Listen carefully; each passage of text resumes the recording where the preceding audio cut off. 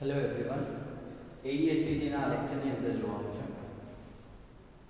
Unit 3 ના અંદર આવતા સ્ટાર્ટર મોડલના જુદા જુદા ટેસ્ટ વિશે. ઓકે, કે સ્ટાર્ટર મોડલ પર કયા કયા ટેસ્ટ કરવામાં આવે છે. એની પહેલા 2 માર્ક્સમાં પૂછાતો પ્રશ્ન છે, functions of solenoid switch. Solenoid સ્વિચનું કાર્ય જણાવો.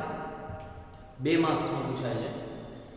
તો તમે એવું લખી શકો કે ઇગ્નિશન સિસ્ટમ માટે સોલેનોઇડ સ્વિચ યુઝ થાય છે ટુ ઇગ્નાઇટ ધ પ્રોસેસ, અથવા એવું કહી શકો ઇગ્નિશન ઓન કરવા માટે સોલેનોઇડ સ્વિચનો ઉપયોગ કરવામાં આવે છે. ઓકે, સોલેનોઇડ સ્વિચનું કાર્ય ઇગ્નિશન સિસ્ટમને સ્ટાર્ટ કરવા માટેનું હોય છે. ત્યારબાદ જોઈએ સ્ટાર્ટર મોડલની અંદર કયા કયા ટેસ્ટ પરફોર્મ કરવામાં આવે છે. અને મેં અહીંયા એક ટેસ્ટ દર્શાવ્યો છે, નો કરંટ ડ્રો ટેસ્ટ. નો કરંટ ડ્રો ટેસ્ટ આપણે એ જોઈએ. એની પહેલા કેટલા પ્રકારના ટેસ્ટ પરફોર્મ થાય છે સ્ટાર્ટર મોડલ ઉપર, એના વિશે જરા જોઈ લઈએ. એક, cranking voltage test. Cranking voltage test. Okay. Second,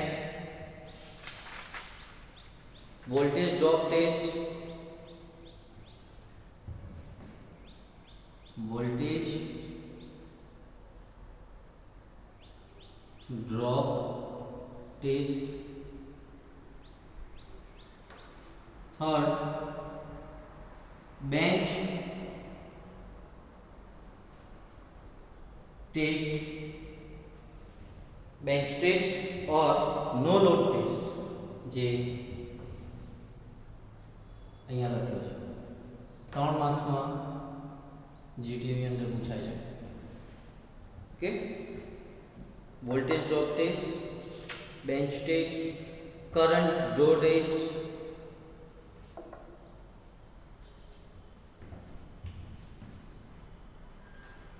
current draw test. Fifth, log torque test. log torque test. આમાંથી જે ઇમ્પોર્ટન્ટ છે એ આપણે જોવાના છે કે જે જીટી ની અંદર પૂછાય છે. ઓકે, log torque એટલે એના સ્ટેટરને સપ્લાય આપવાનો અને રોટરને તમે બ્લોક કરો, એટલે કોઈ વસ્તુથી મિકેનિકલી લોક કરી રાખો અને પછી તમે જુઓ તો એ કેટલા એમ્પિયરનો ડ્રો લે છે એના ઉપરથી તમે કરી શકો લોગ ટોર્ક ટેસ્ટ. પછી રનિંગ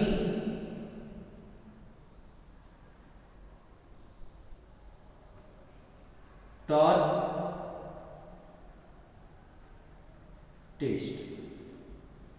રનિંગ ટોર્ક ટેસ્ટ, જેમાંનો આજે આપણે જોઈશું no load no current draw test.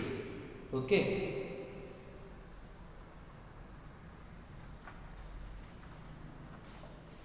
આની અંદર એક સર્કિટ છે કે જે સૌથી પહેલા તો જો કોઈ પણ પ્રકારની મોટર અવેલેબલ હોય તો એ મોટરની અંદર સ્ટેટર અને રોટર એમ 2 ભાગ હોય છે.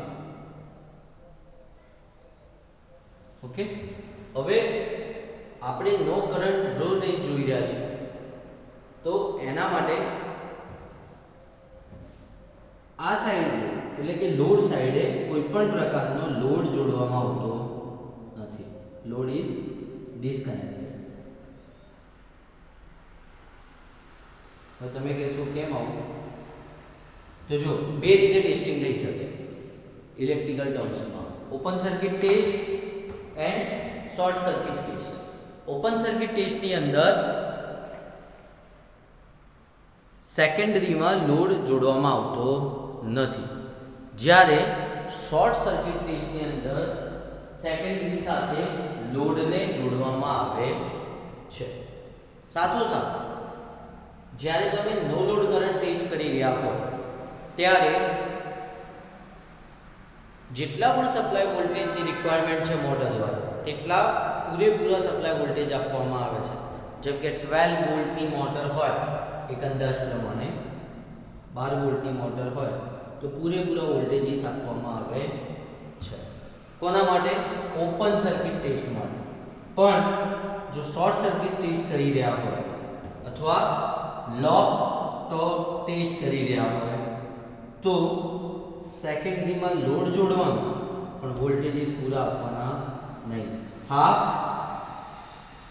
અથવા 1/4 વોલ્ટેજીસ આપવામાં આવે છે. કારણ કે જો પૂરા વોલ્ટેજીસ આપી દેવામાં આવે તો મોટરના વાઇન્ડિંગને નુકસાન થઈ શકે છે. હવે નો કરંટ ડોર ટેસ્ટ જોઈએ સૌથી પહેલા, કે જે ઇમ્પોર્ટન્ટલી પૂછાય છે જીટીયુની એક્ઝામની અંદર. ફંડામેન્ટલી તમને એટલી ખબર પડી ગઈ હશે કે નો લોડ ટેસ્ટ કરી રહ્યા હોઈએ ત્યારે કયા પ્રકારના આપણે સપ્લાય વોલ્ટેજીસ પૂરા આપવાના સ્ટેટર સાઈડે અને રોટરને ફરવા દેવાનું, જેથી તમને ખબર પડે લોડેડ કન્ડિશન ન હોવી જોઈએ, એટલે એને કહેવાય નો લોડ કન્ડિશન. હવે એક સર્કિટ ડાયાગ્રામ છે એ જોઈ લો. સૌથી પહેલા બેટરી,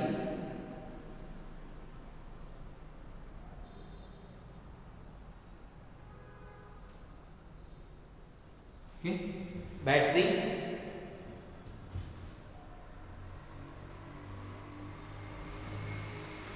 સાથે ignition switch, okay, ignition switch સાથે સ્ટાર્ટર મોટર,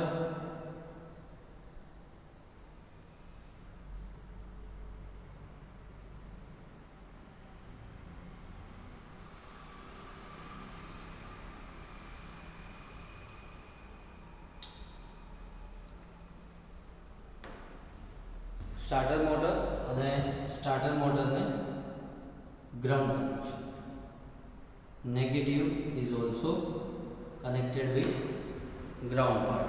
હા, હવે ઇન્ડક્ટિવ પિકઅપ કરંટ એટલે ડિજિટલ મલ્ટીમીટર ની મદદથી અહીંયા લખી દઉં છું, ડિજિટલ મલ્ટીમીટર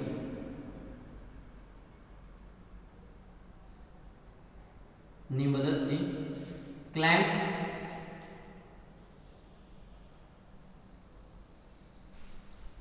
પોઝિટિવ પાર્ટ સાથે મૂકવામાં આવે છે, જેનાથી શું થશે, કેટલો એમ્પિયર મોટર ડ્રો કરે છે એ તમને ડિજિટલ મલ્ટીમીટરમાં બતાવશે અથવા જાણ કરશે. સ્ટેપ્સ જોઈએ. જ્યારે સ્ટાર્ટર મોટર કે એન્જિન ને ક્રેક કરે છે તે દરમિયાન કેટલો કરંટ વહે છે તે માપવા માટે આ ટેસ્ટ કરવામાં આવે છે. When starter motor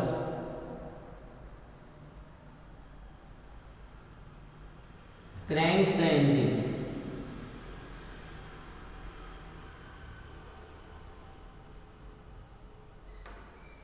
this test is performed. કે આ ટેસ્ટ ક્યારે કરવામાં આવે છે, જ્યારે સ્ટાર્ટર મોટર એન્જિનને ક્રેન્ક કરે છે ત્યારે કેટલો કરંટ લે છે તે માપવા માટે આ ટેસ્ટ કરવામાં આવે છે. એન્જિન વર્કિંગ ટેમ્પરેચર હોવું જોઈએ. Working temperature required for engine, કે એન્જિન ચાલુ ન થાય તે માટે ઇગ્નિશન રિમૂવ કરો. remove ignition, ઓકે, કારણ કે એન્જિન ચાલુ થવું જોઈએ નહીં. આ ટેસ્ટ માટે એમીટર અથવા ડિજિટલ મલ્ટીમીટરનો ઉપયોગ કરવામાં આવે છે. To perform this test ammeter, ampere meter or digital multimeter is required. Okay, આકૃતિમાં દર્શાવ્યા પ્રમાણે કનેક્શન કર્યા બાદ એન્જિનને ક્રેન્ક કરો અને ડિજિટલ મલ્ટીમીટર ઉપર આવતા રીડિંગને નોંધવામાં આવે છે. જો એમીટરનું રીડિંગ 200 એમ્પિયર હોય તો એન્જિન સ્ટાર્ટર મોટર બરાબર છે તેવું નક્કી થાય છે. If 200 ampere is shown by DMM digital multimeter, then starter motor is okay. ચોક્કસ માહિતી માટે પ્રોડ્યુસરે રિકમેન્ડ કરેલા મૂલ્યોનો વેરિએશન તમે જોઈ શકો છો. જો રીડિંગ નક્કી કરેલા મૂલ્ય કરતાં વધુ હોય તો સ્ટાર્ટર મોટર અથવા એન્જિનમાં ખામી છે તે ક્લિયર થાય છે. જો દર્શાવેલ મૂલ્ય કરતાં વધુ મૂલ્ય આવે, 200 એમ્પિયર કરતાં વધારે રીડિંગ્સ આવે છે તેવું નક્કી કહી શકાય છે કે સ્ટાર્ટર મોટર અથવા એન્જિનની અંદર ખામી છે. આ રીતે સ્ટાર્ટર મોટરનો નો કરંટ ડ્રો ટેસ્ટ કરવામાં આવે છે.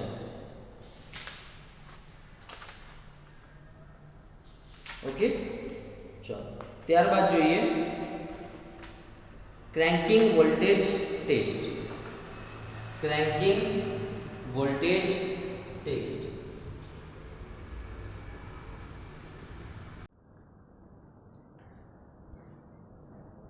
ક્રેન્કિંગ વોલ્ટેજ ટેસ્ટમાં જોઈએ તો જ્યારે સ્ટાર્ટર મોટર એન્જિનને ક્રેન્ક કરતું હોય ત્યારે ઇગ્નિશન માટે જરૂરી વોલ્ટેજ મેઝર કરવા આ ટેસ્ટ પરફોર્મ કરવામાં આવે છે.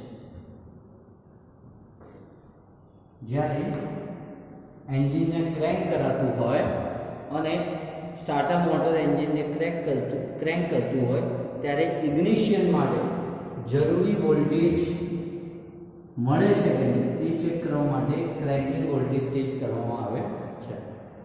આ પ્રમાણે કનેક્શન કર્યા છે. સ્ટાર્ટર મોટર ઇગ્નિશન સ્વિચ સાથે જોડાયેલી છે. એનો એક છેડો ગ્રાઉન્ડ સાથે, બેટરીનો છેડો નેગેટિવ ગ્રાઉન્ડ સાથે, વોલ્ટમીટર બેટરીની જોડે પેરેલલી કનેક્ટેડ છે. એટલે શું થશે કે જેટલો બી વોલ્ટેજ અહીંયા ડ્રોપ થશે એ વોલ્ટેજ તમને અહીંયા વોલ્ટમીટરની અંદર દેખાશે. સૌપ્રથમ એન્જિનને તેના સામાન્ય તાપમાને લાવવામાં આવે છે. Place the engine at normal temperature. કે એક વખત એના નોર્મલ ટેમ્પરેચર ઉપર, વર્કિંગ ટેમ્પરેચર ઉપર આવી જાય ત્યારબાદ એન્જિન ચાલુ ન થાય એ માટે ઇગ્નિશન સ્વિચને અર્થ કરી દેવામાં આવે છે. ત્યારબાદ સર્કિટ ડાયાગ્રામમાં દર્શાવ્યા પ્રમાણે બેટરી સાથે વોલ્ટમીટર અને એન્જિનને ક્રેન્ક કરવામાં આવે તે દરમિયાન વોલ્ટમીટરનું ઇન્ડિકેશન્સ જોવામાં આવે છે. ઘણા લોકો ડિજિટલ વોલ્ટમીટર ન વાપરતા હોય તો એનાલોગ વોલ્ટમીટર હોય તો એનું રીડિંગ જોવામાં આવે છે. જો ક્રેન્કિંગ નોર્મલ હોય અને વોલ્ટમીટરનું રીડિંગ 9 વોલ્ટ કે તેથી વધુ હોય તો ક્રેન્કિંગ વોલ્ટેજ બરોબર છે એવું કહેવાય. જો વોલ્ટમીટરનું રીડિંગ 9 વોલ્ટ જેટલું આવે અને ક્રેન્કિંગ પણ નોર્મલ હોય એટ નોર્મલ ક્રેન્કિંગ તેવું કહેવાય કે આ રીડિંગ બરાબર છે તેવું કહી શકાય, ક્રેન્કિંગ વોલ્ટેજ બરાબર મળી રહ્યા છે તેવું કહી શકાય. જો ક્રેન્કિંગ સ્લો થાય અને 9 વોલ્ટ કરતાં વધારે રીડિંગ આવે તો સ્ટાર્ટર મોટર અથવા સર્કિટની અંદર રેઝિસ્ટન્સ છે તેવું કહેવાય. ક્રેન્કિંગ સ્લો હોય, cranking is slow and reading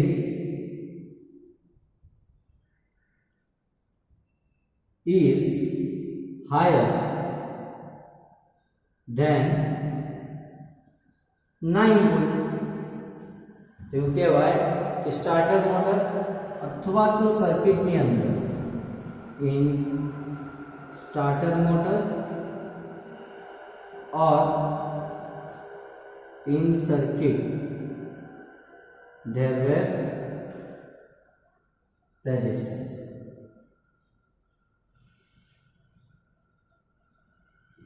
સમજાય? ક્રેન્કિંગ સ્પીડ ઓછી હોય અને વોલ્ટેજ ઓછા આવે તો બેટરી ડિસ્ચાર્જ છે. આ ત્રીજો ઓપ્શન છે. ક્રેન્કિંગ ની સ્પીડ ઓછી, cranking speed is slow, also reading is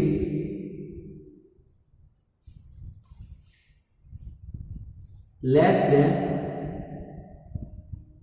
9 volt. તો એવું કહી શકાય કે સ્ટાર્ટર મોટર અથવા બેટરી ડિસ્ચાર્જ છે એવું કહી શકાય. ઓકે, આ તો થયો cranking voltage test. Automobile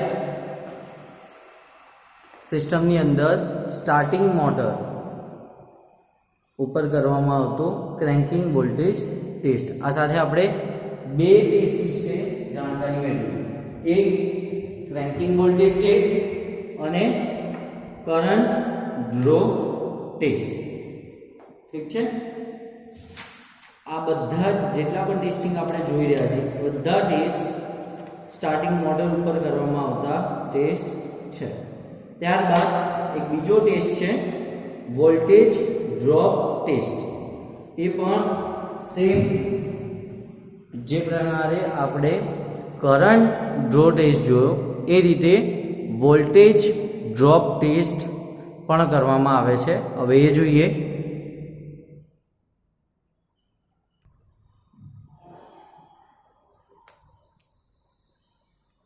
voltage drop test જ્યારે કેબલ કમ્પોનન્ટ અથવા કનેક્ટેડ કનેક્શન્સમાંથી કરંટ પસાર થતો હોય ત્યારે તેમાં વધારે પ્રમાણમાં અવરોધ છે કે નહીં સર્કિટની અંદર એ ચેક કરવા માટે વોલ્ટેજ ડ્રોપ ટેસ્ટ પરફોર્મ કરવામાં આવે છે.